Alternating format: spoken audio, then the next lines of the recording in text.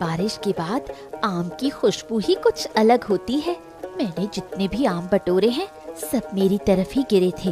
बाद में कोई आकर ये न कहे कि इसमें हिस्सा चाहिए। मुन्नी, वो तो 3 आम मेरी छत से लुढ़क कर तुम्हारी तरफ गए थे। मैंने दरवाजे पर खड़े होकर खुद देखा है। पेड़ तो बीचों बीच है, इसलिए उन आमों पर मेरा भी हक है। आ गई तुम अपना हिस्सा मांगने का बहाना लेकर। शुरू हो गई तुम्हारी चालाकी। ऐसे कौन सा आम किसकी तरफ गिरा था, कहाँ से लुढ़का, इसका हिसाब करने बैठेंगे तो झगड़ा कभी खत्म नहीं होगा। मैं तो कहती हूँ आधा आधा बांट लो, बस बात खत्म। मैं इस बारिश और कीचड़ में उतरकर आम चुन रही हूँ। अगर पैर फिसल जाता तो कौन देखता मुझे। तुम दरवाजे पर खड़ी होकर तमाशा देखोगी और कहोगी कि हिस्सा दे दो, तो क्या मैं दे दूंगी? जो मेहनत करता है फल उसी का होना चाहिए, वरना मेहनत करने का मतलब ही क्या है? मेहनत सिर्फ तुम ही करती हो, ऐसा तो नहीं है। दिन भर खाना बनाना, कपड़े धोना, घर संभालना, ये सब भी मेहनत के ही काम है। मैं बाहर भाग दौड़ नहीं करती, इसलिए तुम्हें मेरी मेहनत नहीं दिखती। फिर भी मैं यहाँ झगड़ा करने नहीं आई। बस इतना कहा कि पेड़ हम दोनों के बीच है, तो फल भी दोनों में बंटते तो अच्छा लगता। जब तुम इस तरह मीठी आवाज में बोलती हो ना, तो बाहर वालों को लगता है कि सारी गलती मेरी है, जैसे मैं बहुत लालची और तुम बहुत उदार। मैंने कब तुम्हारा हक छीनना चाहा है, बताओ तो? मैं बस इतना चाहती हूँ कि रोज रोज इन छोटी बातों पर झगड़ा ना हो। खैर, तुम ही रख लो, मुझे नहीं चाहिए। पर एक बात याद रखना, इंसान हमेशा चुप रहता है, इसका मतलब ये नहीं कि वो बहुत सीधा है।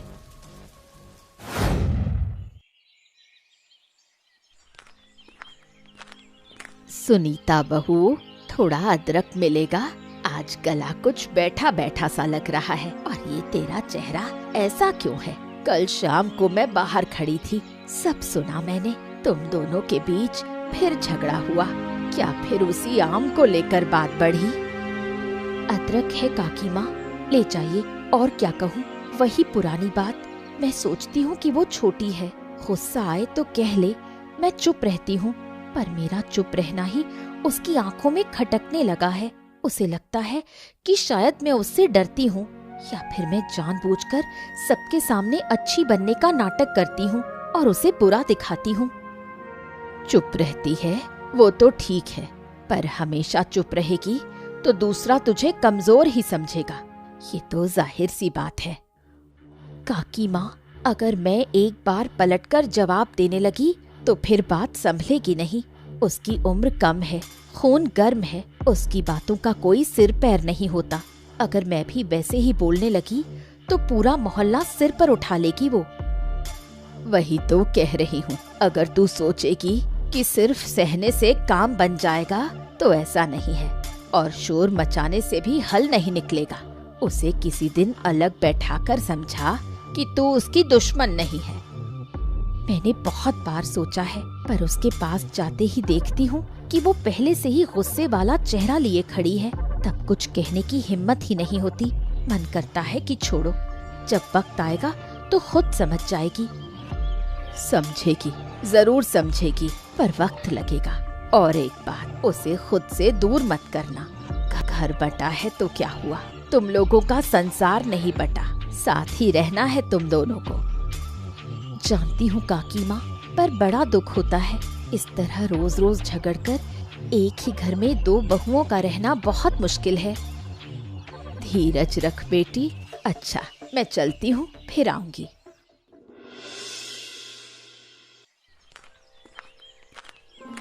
हाय रे बारिश। अच्छा मुन्नी, आज फिर क्या हो गया? खेत से लौटते ही सुन रहा हूँ कि सारा गांव कह रहा है कि तुम दोनों फिर से झगड़ पड़ी। देखो, मैं सच कह रहा हूँ, बाहर मैं जितनी मेहनत नहीं करता उससे ज्यादा थकान मुझे घर में घुसने से पहले महसूस होती है। अरे भाई, इंसान काम से घर शांति की उम्मीद में आता है कि सुकून मिलेगा, लेकिन मेरी किस्मत में तो रोज नया बखेड़ा ही लिखा है। तुम्हारी किस्मत में बखेड़ा है और मेरी किस्मत में क्या है, बताओ तो? क्या मैं तुमसे शादी करके बहुत सुखी हूँ? मैंने आम बटोरे तो बातें सुनूं, मैं कपड़े सुखाऊं तो बातें सुनूं। बड़ी बहू ऐसे देखती है जैसे इस घर की रानी वही है और मैं बाहर से आकर जबरदस्ती यहाँ बस गई हूँ। अरे ऐसा नहीं है मुन्नी, तुम जैसा सोचती हो हमेशा वैसा ही सच नहीं होता। सुनीता तुम्हें कुछ कहती है तो तुम भड़क जाती हो। अरे भाई, खुद मिलजुल कर रहने की कोशिश करो तो सब ठीक हो जाएगा। तुम समझना ही नहीं चाहते, यही असल बात है। तुम सोचते हो कि दोनों को थोड़ा थोड़ा समझा देने से तुम्हारी जिम्मेदारी खत्म हो गई, लेकिन मैं इस घर में तुम पर भरोसा करके आई थी। यहाँ आकर देखा कि मैं तो जैसे फालतू हूँ। इस संसार में मेरा अपना तो कुछ है ही नहीं। तुम्हारा कुछ नहीं है ऐसा मत कहो। तुम्हारा घर है, तुम्हारा बेटा है, मैं हूँ। क्या मैंने कभी तुम्हें नकारा है? बताओ। नकारते नहीं हो, पर साथ भी तो नहीं खड़े होते। तुम जरूरत के वक्त क्या करते हो? चुप रहते हो। और तुम्हारी इसी चुप्पी से मुझे सबसे ज्यादा डर लगता है। लगता है कि अंदर ही अंदर तुम भी उसी की तरफ हो। अरे भाई, मैं किसी का पक्ष नहीं लेता। यही तो मेरी गलती बन गई है। अब तुम कहोगी कि मैं अन्याय सह रहा हूँ और वो कहेगी कि मैं उसकी बात नहीं सुन रहा। भाई, मैं अकेला आदमी हूँ, दिन के आखिर में बस थोड़ी शांति चाहता हूँ। क्या ये बहुत बड़ी मांग है मेरी? बताओ। मांग बड़ी नहीं है, पर शांति पाने के लिए तुम्हें सही बात कहनी होगी। बड़ी बहू हमेशा सत्यवादी बनी रहे और बदनामी मेरे हिस्से आए, ये नहीं चलेगा। मैं बुरी नहीं हूँ, ये बात याद रखना। जाओ, अब हाथ मुंह धोकर आओ और मुझे इस झंझट से बचाओ।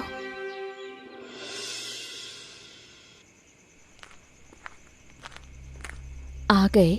खाना ढक कर रखा है। आज मुन्नी ने क्या कहा? जरूर मेरे बारे में बहुत कुछ सुना होगा कि मैं घर में झगड़ा करती हूँ, उसे नीचा दिखाती हूँ, या मैं हमेशा अच्छी बनने का ढोंग करती हूँ। यही सब ना? हाँ। अरे सुनीता, कम से कम अब तुम तो मत शुरू करो। मेरा सर सच में फट रहा है। सारा दिन खेत में था, फिर अब घर आकर एक एक की अलग अलग बातें सुन रहा हूँ। मैं सही बताऊँ, अब ये और नहीं झेल सकता। भाई, तुम बड़ी हो गई हो, तुम थोड़ा बर्दाश्त नहीं कर सकती हो क्या? है? ये जो तुम हमेशा कहते हो कि मैं बड़ी हूँ, तो क्या इसका मतलब ये है कि मुझे दुख नहीं होता? मैं बड़ी हूँ इसलिए जो मन में आए कहेंगे और मैं सब निगल लूंगी। पड़ोसियों के सामने, आंगन के बीच में, बच्चों के सामने ऐसी बातें सुननी पड़ती हैं कि लगता है जैसे तुम्हारे घर आकर मैंने कोई बहुत बड़ा गुनाह कर दिया हो। गुनाह नहीं किया तो तुम ही तो इतने समय से इस घर को ढो रही हो। मैं जानता हूँ कि तुम ना होती तो ये घर कब का बिखर गया होता।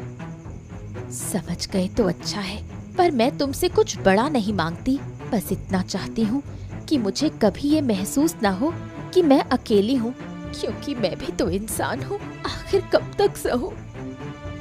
मैं कोशिश कर रहा हूँ। मुन्नी को बोलता हूँ तो वो जिद पकड़ लेती है, तुम्हें कहता हूँ तो तुम रोने लगती हो। अरे भाई, मैं जाऊँ तो जाऊँ कहाँ? कहाँ जाऊँ बताओ? तुम जानते हो मैं क्यों चुप रहती हूँ? क्योंकि मुझे डर लगता है कि ये घर और ज्यादा टूट जाएगा।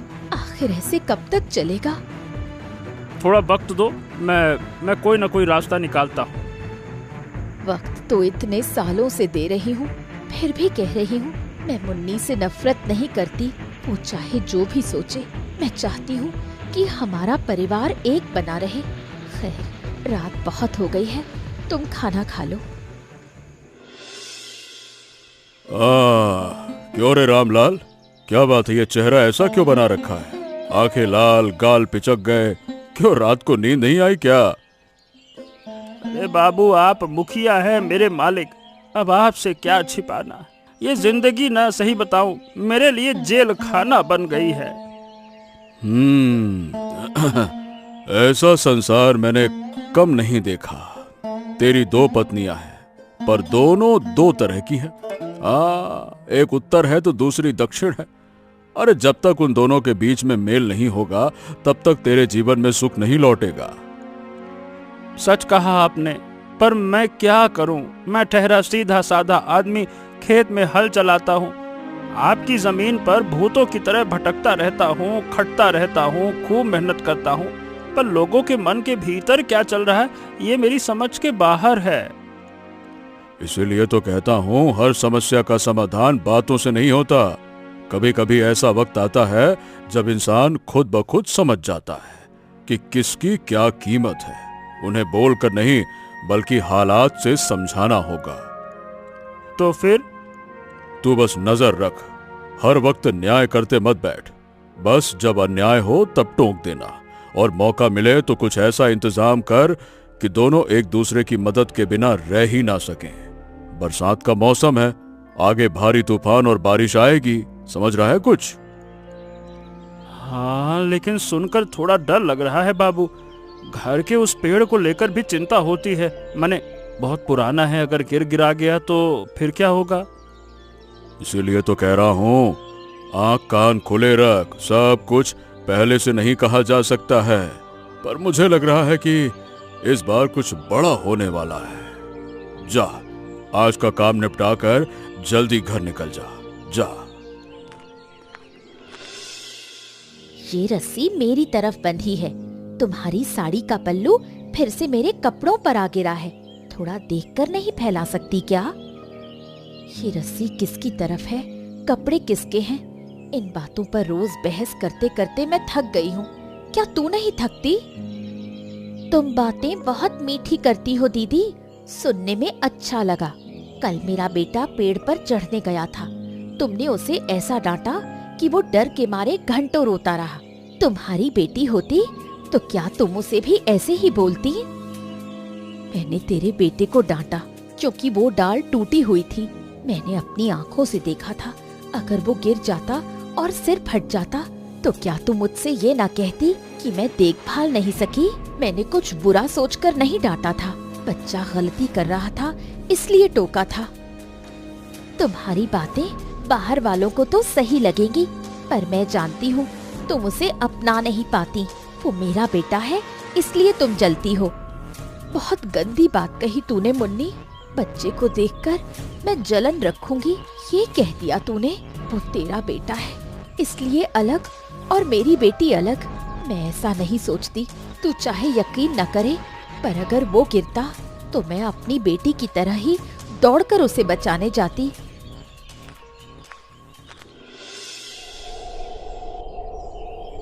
काकी, एक बात बताओ तो, क्या मैं सच में बहुत बुरी हूँ?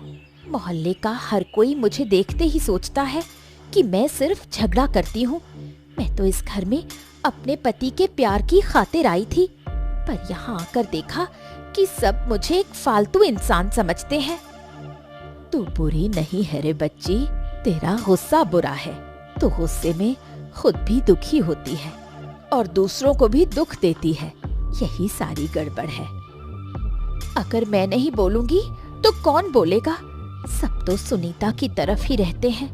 वो चुप रहती है इसलिए सब कहते हैं बेचारी, और मैं जरा आवाज उठा दूं तो कहते हैं झगड़ालू। मैंने देखा है पूरे मोहल्ले में हर वक्त हमारे ही चर्चे होते हैं।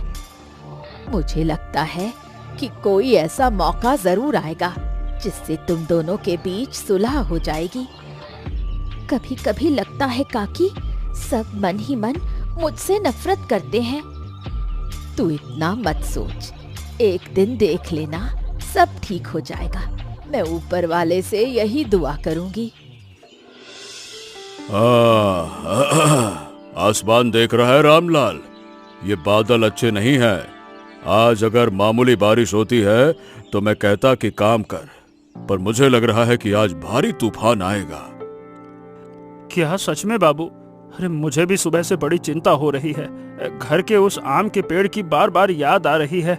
मतलब बहुत पुराना पेड़ है, उसकी जड़ों की मिट्टी पिछली बारिश में बह गई थी। तना भी एक तरफ झुका हुआ है, बड़ा डर लग रहा है। वही पेड़ ही तो चिंता की बात है। पुराने पेड़ का खतरा ज्यादा होता है। तूफान में अगर जड़ें ढीली पड़ गईं तो एक ही झटके में गिर जाएगा। और तेरे तो दोनों तरफ दोनों बहुओं के कमरे हैं, जिस तरफ गिरेगा नुकसान ही नुकसान होगा। मैंने कितनी बार सोचा कि डालियां काटकर उसे हल्का कर दूं, फिर लगा कि पिताजी ने अपने हाथों से लगाया था। गर्मी में इस पेड़ की छांव में बड़ा आराम मिलता है और फल भी मीठे देता है, काटने का मन नहीं करता। ऊपर से पेड़ को लेकर घर में अलग झगड़े होते हैं। मेरी बात मान, तू आज जल्दी घर जा।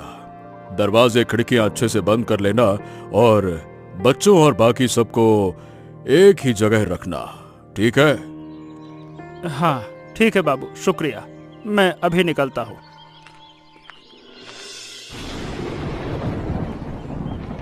मुन्नी, अरे जल्दी से सब खिड़कियां बंद कर। आसमान देखा है, तूफान आने में देर नहीं है। बच्चों को लेकर अंदर जा और मैं जरा सुनीता की तरफ देख कर आता हूँ। उस पेड़ को देख रहे हो कैसे इस तरफ झुक गया है? हवा चलते ही क्या होगा ये सोचकर मेरा कलेजा सूखा जा रहा है। अगर ये मेरे कमरे पर गिर गया तो मेरा बेटा तो अंदर ही सो रहा है। तुम कुछ करते क्यों नहीं? एक मोटी रस्सी लाओ, खम्बे से बांधो, कुछ तो करो। मुन्नी, इतना बड़ा पेड़ रस्सी से नहीं रोका जा सकता।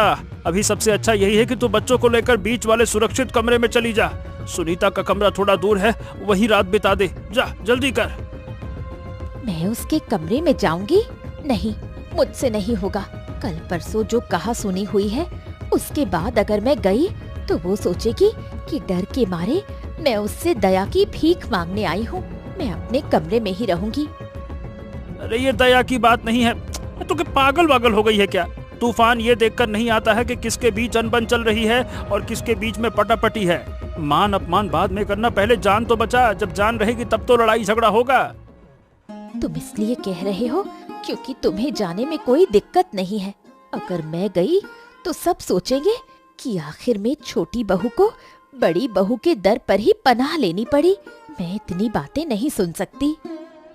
अरे मोहल्ले वालों का मुंह बंद करने के लिए तू इतना बड़ा जोखिम उठाएगी? क्या बोल रही है तू? सुनीता तुझे अपमानित नहीं करेगी, मैं कह रहा हूँ ना। तू जा तो सही। तुम नहीं समझोगे। थोड़ा देखती हूँ कितना तूफान आता है। अगर बहुत बड़ा हुआ तब सोचूंगी। तब तक बहुत देर हो जाएगी, यही तो डर है। जाना। अरे देख तो सही, तूफान बढ़ रहा है। जल्दी जा जा जा जा जा जा, जा।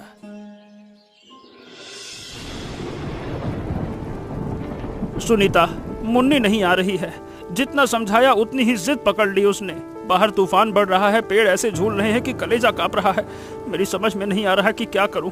उसका कमरा ज्यादा खतरे में है। वो नहीं आ रही मतलब? बच्चे को लेकर उस खतरे में बैठी है। बच्चा रो तो नहीं रहा? अरे डर तो गया है, पर मुन्नी कह रही है कि अपना कमरा नहीं छोड़ेगी। मैं जबरदस्ती भी नहीं कर पाया। बाहर हवा तेज हो रही है। मैंने सोचा कि अगर तू जाकर उसे बुला लाए तो शायद बात बन जाए। जाना, उसको मना ले। मैं अभी जाती हूँ। वो चाहे जो भी कहे, इस तरह हाथ पर हाथ धरे नहीं बैठा जा सकता। वो अकेली नहीं है, उसकी गोद में बच्चा है। गुस्सा और नाराजगी बाद में देख लेंगे। पर बाहर हालत बहुत खराब है। तू गई और तुझे कुछ हो गया तो? मुझे कुछ नहीं होगा। तुम बेटी को पास रखो, मैं उन दोनों को लेकर आती हूँ। दरवाजा खुला रखना। तू संभल कर जा। देख देख परख के जा, कीचड़ में पैर ना फिसले, है ना?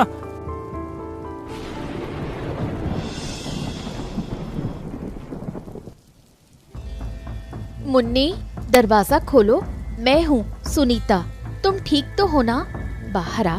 अब एक पल भी यहाँ मत रुक। छत पर पेड़ की टहनी गिर गई है। कमरा कांप रहा है। दीदी, तुम आई हो इस तूफान में? मुझे लगा था अब कोई मेरे पास नहीं आएगा।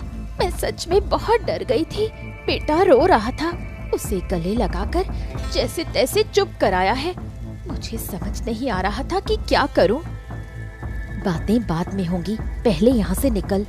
ये कमरा बिल्कुल सुरक्षित नहीं है। मेरा हाथ पकड़, मैं तुझे ले जाने आई हूँ। डर मत, मैं हूँ ना। मैंने तो तुम्हारे साथ कितनी गलत बातें की हैं दीदी, फिर भी तुम आई। अगर मैं तुम्हारी जगह होती तो पता नहीं आ पाती या नहीं। तुम क्यों आई? क्योंकि तू इसी घर का हिस्सा है। ये सब बाद में सोचना, अभी चल। दीदी देखो ना, वो बड़ी डाली दोनों तरफ की छतों पर टिक गई है। थोड़ा और नीचे झुकी तो दोनों कमरे टूट जाएंगे। क्या हम कुछ कर सकते हैं? ऐसे खड़े रहे तो सब खत्म हो जाएगा। कर पाएंगे।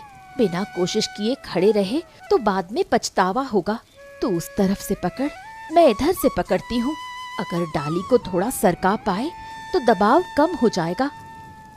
मैं अकेली होती तो नहीं कर पाती दीदी, हाथों में जान ही नहीं रहती। अब लग रहा है कि तुम साथ हो तो मैं कर लूंगी। मैं भी अकेली होती तो नहीं कर पाती, यही तो असली बात है।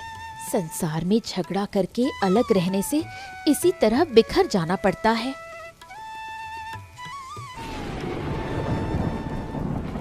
मैंने जोर लगाकर पकड़ा है। बताओ दीदी, थोड़ा और, थोड़ा और। हाँ, थोड़ा और, बिल्कुल ऐसे ही, छोड़ना मत। एक बार और जोर से धक्का दे। दीदी, हट रही है, सच में हट रही है।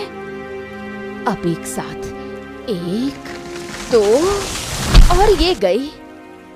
हाँ दीदी, हो गया, हमने कर दिखाया। मुझे तो यकीन ही नहीं हो रहा।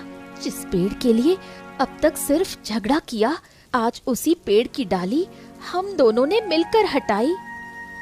देखा, अगर हम इसी तरह एक होकर रहे तो कोई भी मुश्किल हमें रोक नहीं पाएगी। दीदी, आज के बाद मैं ये बात कभी नहीं भूलूंगी।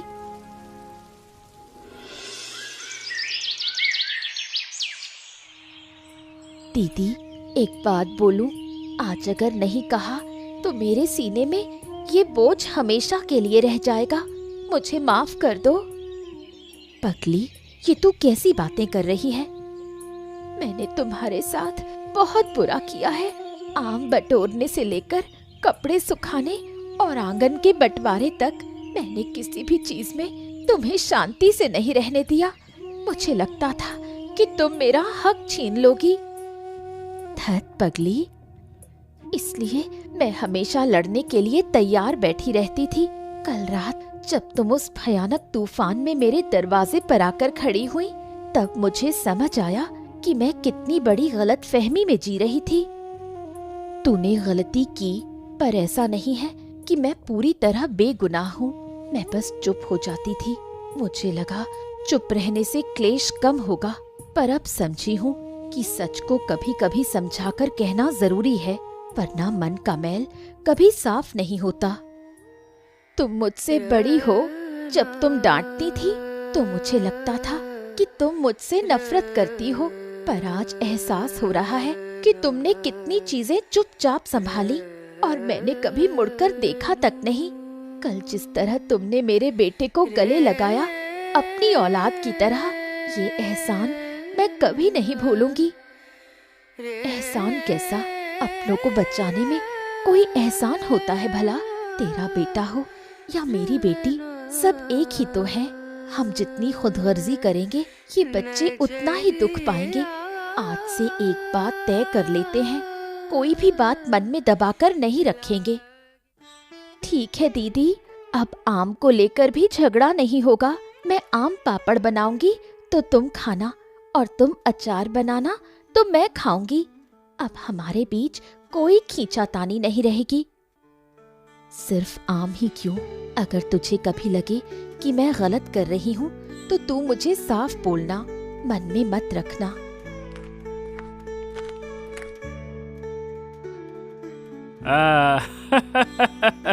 तुम दोनों को आज इस तरह बैठकर बातें करते देख मेरा दिल हल्का हो गया। यही सुकून है जिसकी तलाश में मैं। ऐसा लग रहा है जैसे बहुत दिनों बाद इस घर में खुशी और सुकून एक साथ है। मुखिया जी ने ठीक ही कहा था। क्या कहा था मुखिया जी ने? कहा था कि जब कोई बड़ी मुसीबत आएगी तब तुम दोनों जरूर एक हो जाओगे। जो मैं समझा कर नहीं कर पाया वो एक रात के तूफान ने कर दिया। अब से हम सब मिलजुल कर खुशी खुशी अपनी बाकी की जिंदगी बिताएंगे। हाँ, और अच्छी बात यह है कि आज मैंने सबके लिए खाना बनाया है। चलिए सब खाने बैठ जाइए। ये हुई ना बात। अब मैं चावल परोसती हूँ, सब साथ खाते हैं। दीदी, मैं चावल निकालती हूँ, तुम सब्जी दो। आज से हम काम भी आधा आधा बांट लेंगे। अच्छा, क्या आप बता सकते हैं कि मुन्नी किसकी बेटी